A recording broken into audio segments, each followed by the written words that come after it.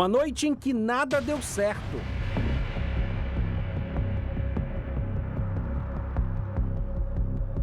A gente hoje não tem como negar que a gente fez um jogo bem abaixo. O jogo foi contra o vice-lanterna da Série B, mas o Vitória não conseguiu se impor. Os primeiros 45 minutos foram sofridos. O jogo se arrastou. Sem criatividade, o jeito era chutar de longe e os dois times abusaram disso. O que se viu foi um Vitória com muita dificuldade de criar.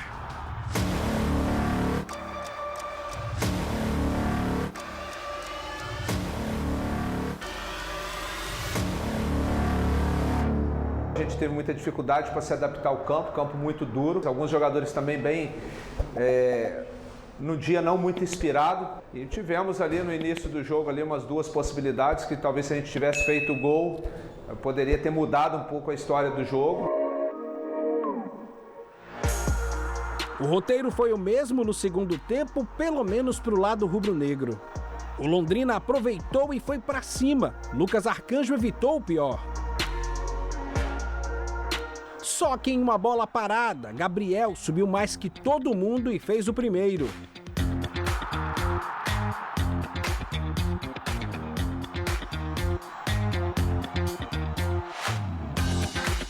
O Vitória só assistia e pagou caro com isso. João Paulo cobrou essa falta e Lucas Arcanjo aceitou.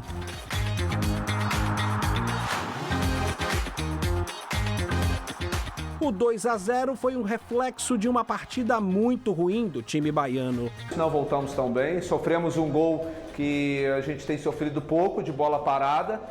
E quando a gente fez a modificação da equipe ali para colocar a equipe um pouco mais à frente e a gente começou a ter um pouco de controle do jogo ali, a gente estava próximo de rondando a área, não tivemos aquela chance decisiva, mas a gente estava próximo ali de começar a construir boas situações de gols.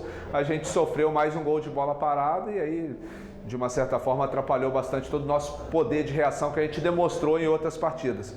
De um modo geral, uma partida bem abaixo da nossa equipe. Agora é buscar força, reestruturar, fazer uma boa semana de trabalho aí para chegar forte na próxima partida.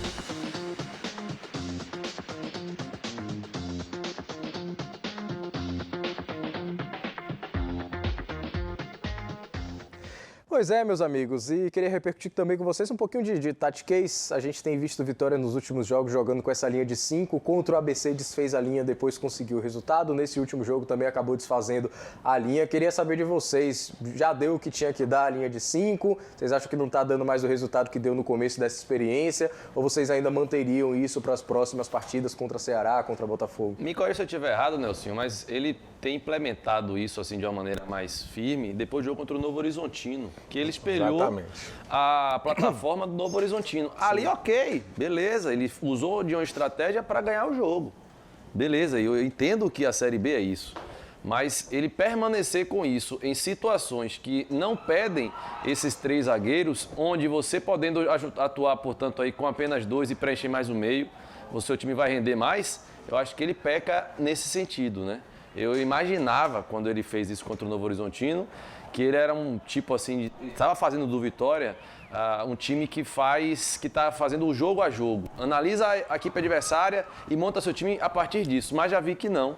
E ele tem que ver que não está dando certo, né? Eu acho que ele está vendo, no final da coletiva, ele fala que vai avaliar, que vai reavaliar, etc e tal. E eu tenho certeza que ele, no próximo jogo, o William e meu querido torcedor, ele não vai entrar com 3 zagueiros de novo, não. Ele já vai repensar aí, não tenho dúvida, não. É o que eu falei no primeiro bloco. Eu acho que ele entra mais com 3 zagueiros por ter perdido o Rodrigo no meio, que ajudava a recompor a zaga quando jogava só com a linha de 4. E perdeu também a questão de armação de jogada com o Oswaldo. Eu penso dessa forma. O Vitória não está jogando mal por conta dos 3 zagueiros. Eu acho que o Léo Condé, durante a partida, ele também pode fazer algumas modificações para que o time ganhe mais corpo e busque o objetivo do gol. Por exemplo, o Londrina ontem, no final do primeiro tempo, que as 2 equipes foram ruins no primeiro tempo. É bem verdade. Mas o Londrina já retornou a campo com 2 alterações. já mexeu no time. Olha como o Londrina passou a correr e atacar mais. Então, também depende muito do treinador. Então, eu não vou condenar esse esquema tático do Léo, não vou. Eu acho que ele tem as suas convicções da questão defensiva, por conta de perder o Rodrigo, vai voltar agora. E talvez, com o retorno do Rodrigo, ele vai entrar no lugar, talvez, do Dudu. Não, ele vai tirar no Dudu, né? Ele não vai tirar Dudu, não, velho. Ele vai tirar GG? Não vai tirar Dudu. Não sei. Vai tirar GG. E vai voltar sem ritmo de jogo também, né? Então, será que ele vai voltar só com a linha de 4, vai botar o Rodrigo Andrade para recompor e perder a questão física também? Não sei. Não sei, eu não vou muito não nessa linha de que os três zagueiros atrapalham. Eu particularmente, como espectador de futebol, gosto de ver times com linha de 5, só que eu acho que tem que ter bons alas que sejam realmente diferenciados ali para ajudar. Eu acho que o Vitória não tem jogadores com essa característica de grandes alas. Você fala linha de 5 quando se defende, não é isso? Sim, sim. Não necessariamente você precisa ter 3 zagueiros. Você pode ter 2 zagueiros e entrar um volante na jogada. O volante entra os 2 laterais. Ele fazia essa recomposição. E às vezes o esquema, você ficar preso ao esquema por conta do resultado. O Vitória tinha 3 derrotas seguidas e aí ele usou esse sistema e venceu o Novo Horizontino. Ficou na dúvida se manteve e venceu o Sport fora. Sim. E aí cravou de continuar com ele, por conta da vitória contra o Sport. O último jogo do Vitória contra o ABC, no segundo tempo, o Vitória melhorou muito. Eu achei que ele ia usar o segundo tempo como uma coisa positiva para ele dar sequência, mas ele manteve os 3 zagueiros. O que eu acho que fica ruim é você com 3 zagueiros, Thales, William, e com a linha de 4 na frente, sendo 2 alas, Dudu e GG, 2 caras só. Porque são 3 atacantes, o Wellington Nem, o Yuri Castilho e o Matheus Gonçalves. Para você jogar no 3-4-3, tem que estar muito compacto, muito próximo de todo mundo. Quando você dá distância, você não vai conseguir jogar. E você ainda tem o Dudu, que não valoriza a posse de bola. Você tem o Rodrigo Andrade, que é um jogador até que pega a bola e carrega até o outro setor, que é difícil tomar a bola dele, que ele valoriza a posse, atenua. Né? Então eu acho que... E a entrevista que ele dá aí, ele fala, no segundo tempo, colocamos mais um jogador no meio, abrimos mão dos 3 zagueiros para ter mais posse, mais controle. Por que não pensou isso logo para iniciar a partida? E ele demorou de fazer, né? Porque no primeiro tempo não deu certo. É um jogo é um jogo desconfortável esse daí, não é um jogo para o Vitória. Então, quanto mais você ficar com a bola, menos você vai sofrer. Ele ficou num jogo ali de perde e ganha. Diante de tudo que você falou aí, Nelsinho, Vitória tá alongando muito, né? Estica muito, joga espaçado, aí a bola vem sempre de trás, estirada o tempo todo. Então assim, até ele próprio, eu via durante o jogo, ele falando, gente, vamos botar a bola no chão, vamos jogar, não alonga não. Ele tá fazendo assim, né? Joga no chão e olhando pra ele assim, ô Condezinho, o seu meio tá todo aberto, meu filho. E chega com pouca gente, Anderson. É isso, porque assim, ó, tá aqui a linha que você fala de 5. Sim. Aí vem o Dudu pra tentar pegar a bola, que não é a dele. Não é muito a dele. Essa saída de bola não é muito a dele. GG tá um pouquinho mais distante. E Matheus Gonçalves, o Wellington Nem e o Yuri Castilho do outro lado do campo já. E aí a dependência que ele tem do Oswaldo, né? E ele tem um jogador no banco que pode fazer. Mas nesse sistema, se tiver Oswaldo, imagine, Oswaldo no lugar de Wellington Nem. Aí você mete a bola no Oswaldo, ele ganha ao fundo, cruza, você só tem no máximo 2 na área. Mas é que Oswaldo, difícil fazer gol com 2, que o Oswaldo entendeu? tem a característica dele buscar a bola no meio de campo. Sem querer comparar bola. o jogo do Bahia no domingo, Sim. o que é que a gente notou muito no primeiro tempo, sobretudo? O Bahia ganha a linha de fundo, faz o cruzamento, tem 4, 5 dentro da área. Então a chance de sair o gol é maior, você pesa a área adversária com mais gente. Agora, dito isso, dessa questão esquema tático que está despertando essa interrogação, jogar com 4, jogar com 5, o desempenho que, pelo menos na minha opinião, tem sido preocupante nos últimos jogos, queria dar o gancho que Anderson Matos já estava pedindo aqui. Condé permanece, na sua opinião, deve permanecer, deve sair? O que você acredita que o Vitória deveria tomar como decisão para esses próximos jogos? Dinâmico. Dinâmico. Ele tá desde o começo do programa aqui falando, depois eu vou comentar. Eu tô esperando por esse momento. Eu achei que era o Nelsinho. Cara, assim, ó, existiu um ensejo para você mudar o treinador. Foi quando o Vitória teria 13 dias para treinar. Era quase que uma intertemporada. 13 dias no futebol brasileiro hoje, meu irmão, valorize muito. Não mudou. Deu a oportunidade do Léo Condé, tentar reconquistar os resultados positivos. E ele conseguiu. Ele soube se reinventar e conseguiu. Então, assim, hoje a gente já está entrando do meio para o final da Série B, eu acho que seria uma decisão precipitada. Até porque, meu amigo William, a gente fala sobre um nome ou outro, mas eu tenho dito a seguinte frase: o que é que garante que, tendo outro treinador, a gente conquistaria os bons resultados que o Léo Condé conquistou? E quem? Concordo. Não, Agora, aí citam fulano, ciclano, eu não curto. O Mancini não aparece como uma sombra agora, não? Não, fora disso. Eu também não tiraria o Condé. Não. Eu também não. Eu acho que o Condé precisa, assim, as pessoas... Qual é o perfil dele que a gente nota? Ele é um pouco conservador. Perfeito. Quando ele acha um time, Pronto. é difícil ele fazer a mudança. Você Então ele foi na onda. insiste muito.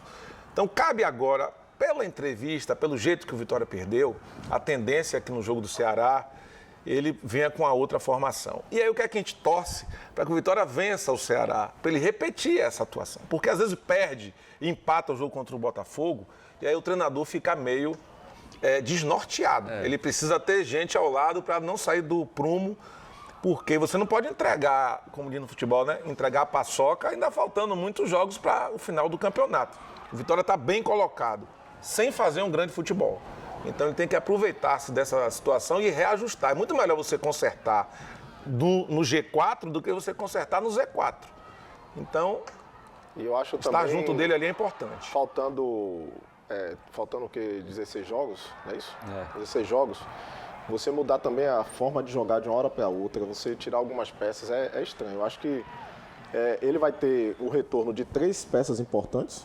Justo. Né? O Rodrigo, o Oswaldo e também o Léo Gamalho. E eu acho que o Giovanni Augusto, né?